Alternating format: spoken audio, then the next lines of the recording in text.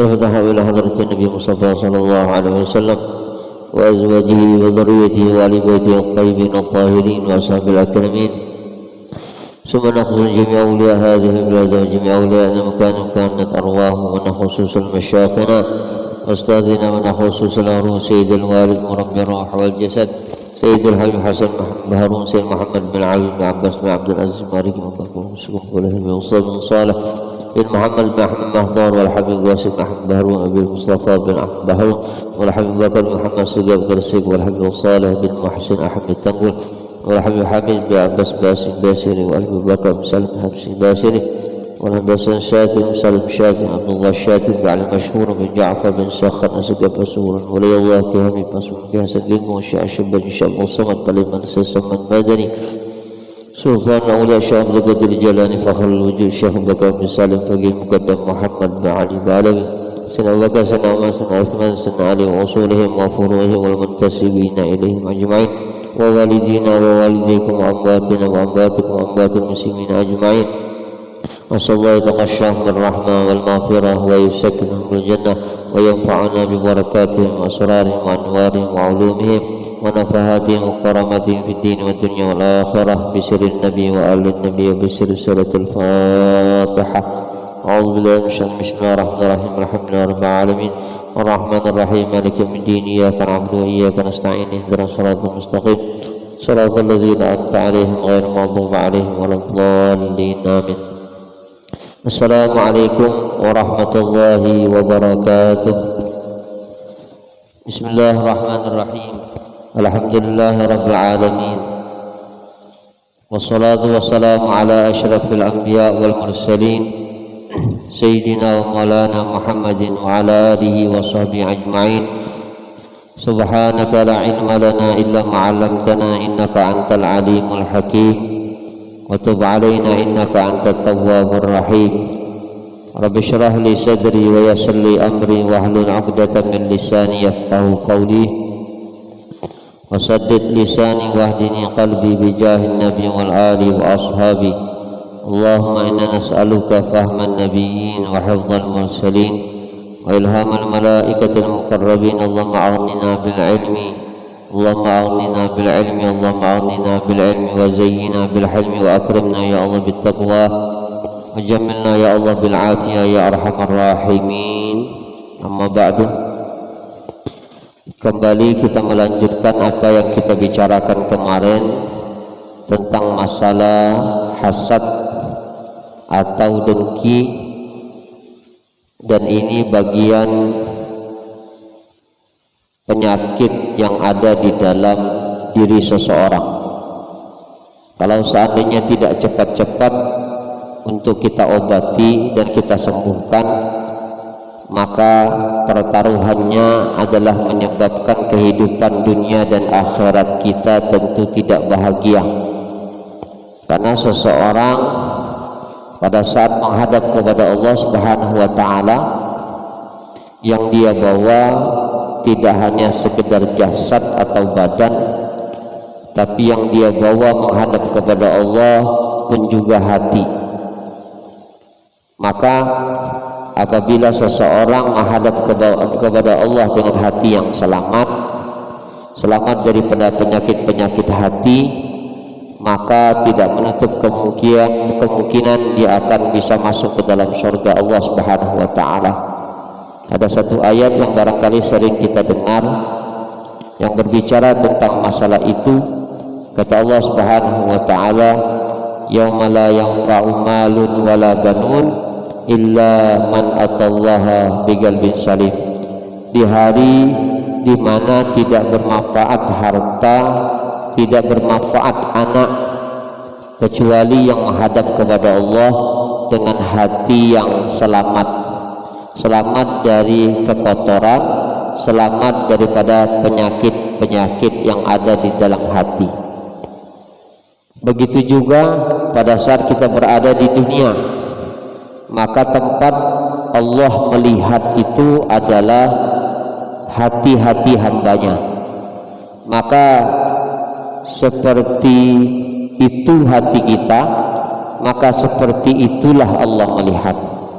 Kalau hati kita baik, maka Allah lihat dengan baik. Kalau hati kita maaf busuk, hati kita tidak baik, maka penglihatan Allah Subhanahu wa taala pun juga tidak baik. Seindah apapun wajah kita, seindah apapun kulit kita, sebagus apapun tampilan zahir kita, itu tidak akan dilihat oleh Allah. Yang dilihat adalah hati. Ada hadis yang barangkali sering mampir di telinga kita, sering kita dengar hadis itu.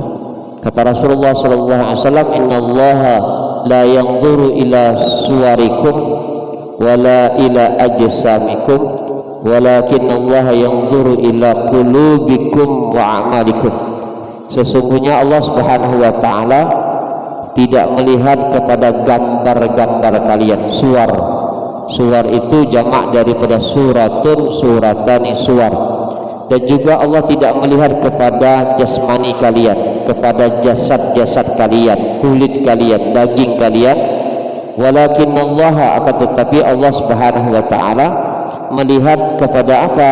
Ila qulubikum wa amalikum, kepada hati-hati kalian dan kepada amalan-amalan yang kalian lakukan dan kalian kerjakan.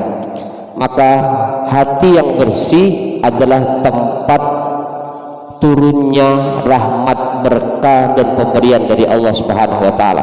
Oleh karena itu, selain tentu kita memperhatikan zahir kita, memperhatikan jasmani kita, yang tidak kalah penting untuk kita bersihkan adalah kita punya hati. Karena tadi hati itu tempatnya turun berkah, pemberian, rahasia, nur dari Allah Subhanahu wa taala. Pesan daripada Abu Hasan Asy-Syadzili, kata beliau, "Nadhif qalbak minad danas ya'tikal madad min kulli nafas." Kata beliau, "Nadhif qalbak," bersihkanlah hatimu, minad danas, dari kotoran-kotoran. Ya'tikal madad, akan datang kepadamu al madad.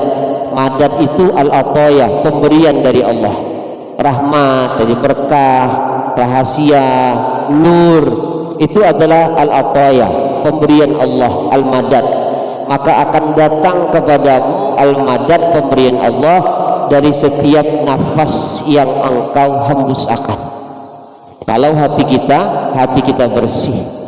Tapi kalau hati kita penuh dengan penyakit-penyakit, penuh dengan hasad, iri, dengki, kibir dan lain sebagainya, maka tidak akan mungkin rahmat berkah itu akan kita dapatkan dan tidak akan turun kepada hati kita. Maka para ulama-ulama dulu, ulama-ulama salafun saleh, mereka sebelum mempelajari ilmu, mereka terlebih dahulu mengajarkan kepada anak murid mereka tentang bagaimana caranya membersihkan hati. Karena ke hati sudah bersih, akan gampang semuanya masuk. Ilmu gampang masuk, wilayah kedudukan yang Allah berikan akan gampang masuk ke dalam diri kita.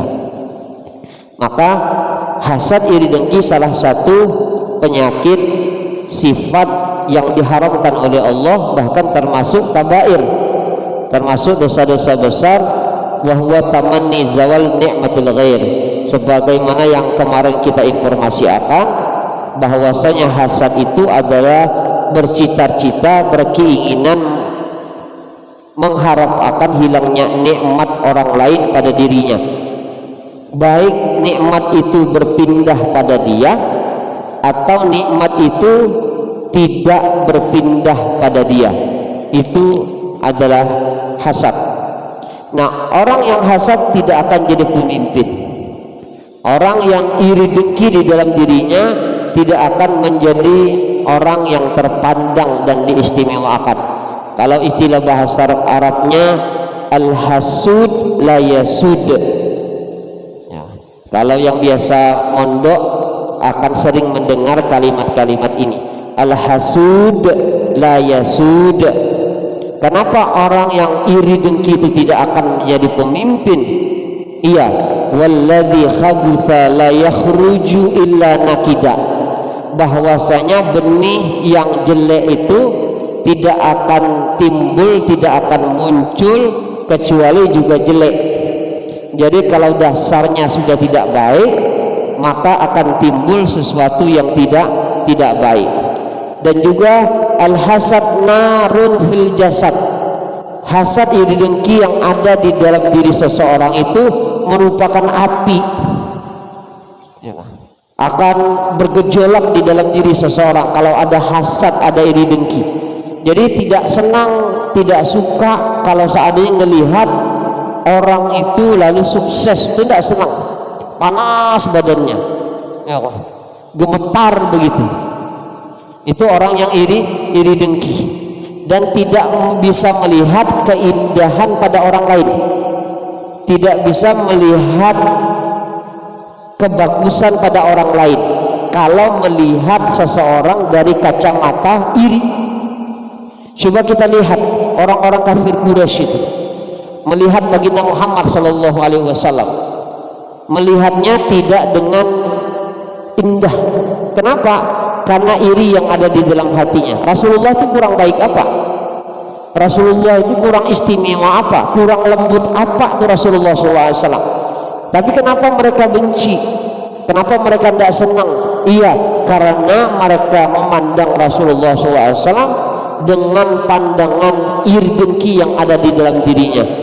Ada satu syair yang barangkali pian sering membacanya di Qasidatul Burdah. Di Qasidatul Burdah disebut akan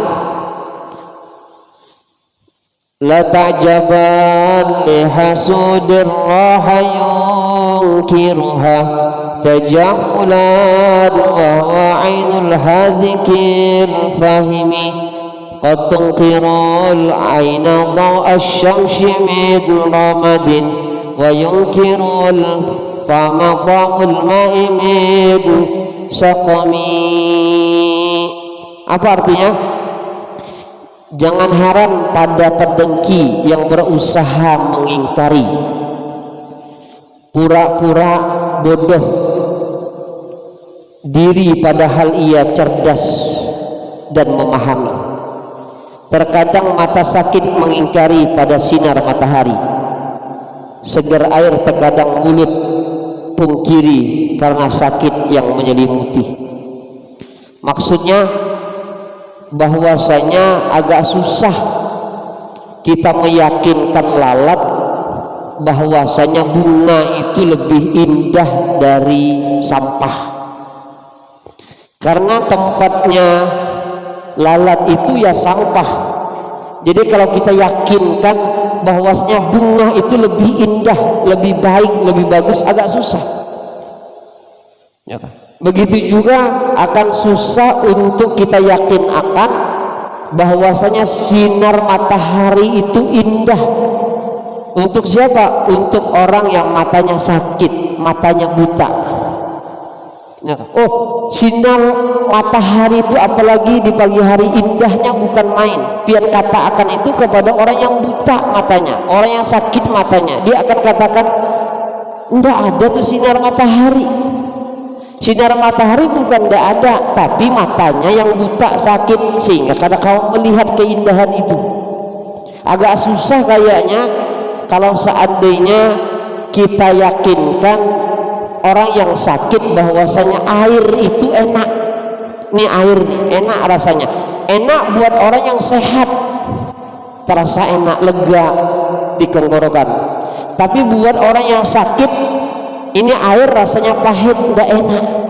Bukan airnya yang tidak enak, tapi orangnya yang sakit. Begitu juga orang yang di dalam dirinya ada hasad, ada iri dengki. Keindahan apapun yang dimiliki oleh seseorang, maka takkan dia lihat indah. Semuanya jelek, semuanya tidak baik, semuanya tidak bagus. Ini bahayanya perasaan hasad yang ada di dalam diri seseorang. Bahkan hasad iri dengki itu yang akan dia pertaruhkan adalah amal ibadahnya dan imannya kepada Allah. Maksudnya apa? Hasad itu bisa mempengaruhi kebaikan yang kita lakukan dan bisa mempengaruhi iman yang ada di dalam diri kita, bisa merusak.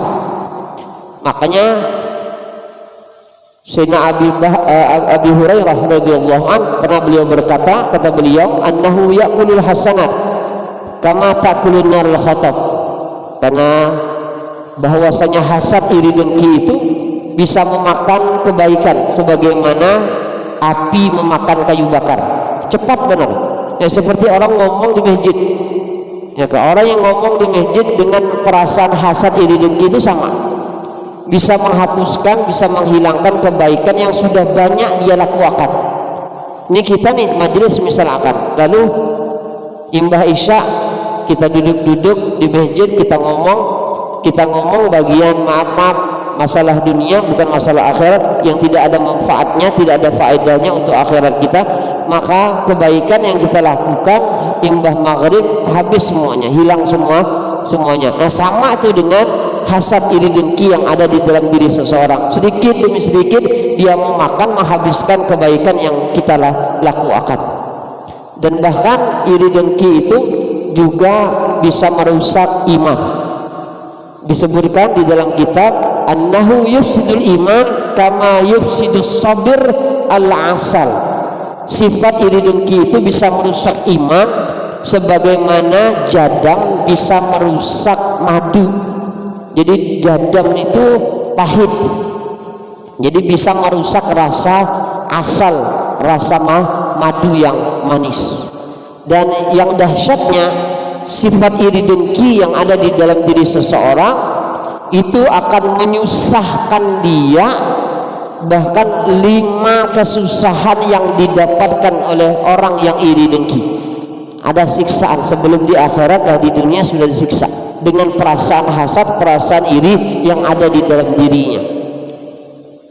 Disebutkan oleh sebagian ulama, laisa syai'un adarra minal hasad, tidak ada sesuatu yang lebih memudaratkan daripada perasaan hasad atau iri dengki.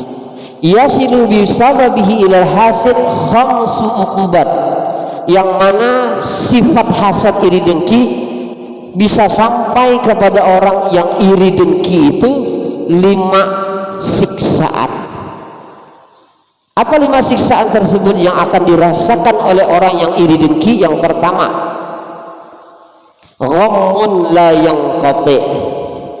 Siksaan pertama tuh bagi orang yang iri dengki, ghammun la yanqati, perasaan sedih, susah, gelisah yang tidak terputus-putus. Orang iri itu kalau ngelihat tetangganya beli kulkas 2 pintu, susahnya susah, bukan senang, susah. Tetangganya senang, dia susah. Belum lagi kalau saat tetangganya beli sepeda motor, itu meriang, kejang-kejang biasanya. Belum lagi kalau seandainya tetangganya beli mobil, itu bisa siupnya, darahnya naik, subhanallah. Beli rumah bisa mati, meninggal dunia. Kenapa? Karena perasaan iri dengki, tidak senang melihat orang bahagia. Dan itu bukan sifat orang yang beriman. Sifat orang yang beriman itu adalah senang melihat orang senang, susah melihat orang susah. Ini tidak, orang hasad, orang iri dengki itu susah melihat orang senang. Makanya buat orang yang dihasuti, dia harus gembira, dia harus bangga. Buat orang yang dihasuti, kenapa? Berarti dia memiliki nikmat. Makanya ada istilah kullu dhi ni'matin mahsud. Kullu dhi ni'matin mahsud. Setiap orang yang dihasuti maka pasti dia memiliki nikmat. Setiap orang yang punya nikmat pasti ada orang yang iri dengannya. Makanya kita harus bangga, kita harus senang kalau seandainya ada orang iri dengan kita, berarti kita memiliki sesuatu. Makanya misalkan orang yang iri kepada seseorang, pasti orang itu tampan atau cantik, orang itu kaya, atau orang itu punya ilmu. Jadi ada sesuatu yang bikin orang iri. Itu yang pertama, ghammun la yanqati, kesusahan, kesedihan yang tidak pernah terputus. Yang kedua, siksaan buat orang yang iri itu adalah wa musibatul la yu'jaru 'alaiha, musibah yang tidak diberikan pahala. Ya kan? Ada musibah tapi diberikan pahala oleh Allah, tapi ini hasad, ini musibah tapi tidak diberikan pahala oleh Allah. Sudah jatuh tertimpa tangga, jatuh itu sakit, ketimpa tangga pulang tambah sakit. Nah sama hasad itu adalah musibah, sakit, susah, tidak nyaman sifat hasad itu, gelisah di dalam dirinya. Nah sudahlah musibah kada diberikan pahala oleh Allah Subhanahu wa ta'ala. Kalau kita hilang sepeda motor, sendal, kita sabar nih, ya kan? Sabar, itu musibah diberikan pahala sama Allah, ya kan? Rumah terbakar, mudah-mudahan diselamatkan oleh Allah. Misal rumah terbakar, misalkan kita sabar dapat pahala. Jadi apapun yang menyakitkan buat orang mukmin muslim itu adalah musibah. Kalau dia sabar dapat pahala. Kecuali ini nih, hasad, iri, dengki, musibah yang tidak diberikan pahala oleh Allah. Itu yang kedua. Yang ketiga, wa madzammatun la yuhmadu biha, sesuatu yang tercela tapi tidak dipuji oleh Allah Subhanahu wa ta'ala. Siapapun tidak senang, Allah tidak senang, makhluknya juga tidak senang. Itu orang iri dengki. Lalu yang keempat, wa yaskhatu alaihi rabb, dan Allah Subhanahu wa ta'ala murka kepada orang yang iri, orang yang